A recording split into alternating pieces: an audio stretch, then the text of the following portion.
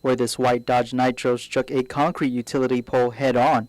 The impact of the crash was strong enough that the split the hood of the vehicle in half, and the front tires, engine parts, and other debris were strewn throughout the parking lot of the Santa Teresita Catholic Church. Guam Police spokesperson Officer A.J. Balahaja says Highway Patrol is investigating. They look at the results of the autopsy.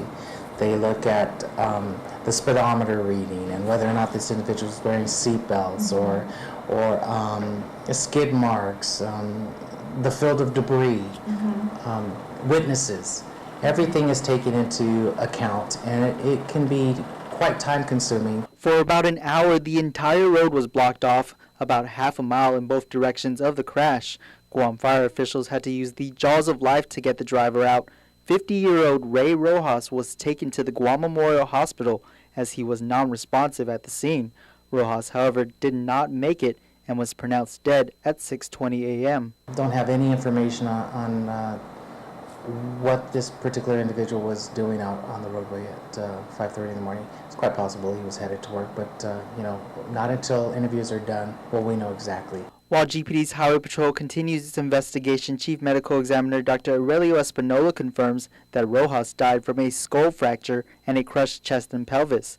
The news of his death saddened many at the Guam Community College, where he worked. Everybody knew him, everybody loved him. He was a really happy, jovial guy. All the students knew him, and he was a really good athlete. Rojas was employed at GCC for the past 21 years. He was in charge of the school's bookstore. But it's his athletic skills, as GCC's Jane Flores mentioned, that some say they will remember about him the most. Rojas played with the Pac Sports Giants in the Guam's Masters League for the past 4 years. He was a star baseball player who had a passion for the game, as he played first base as well as was an outfielder.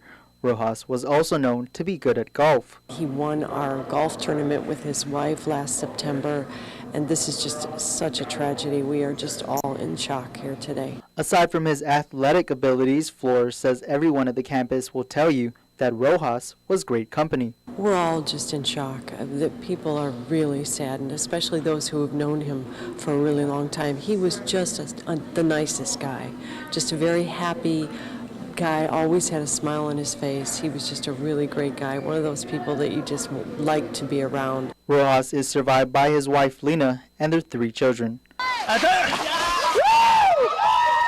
it was good for the fans. Reporting for Guam's News Network, I'm Nick Delgado.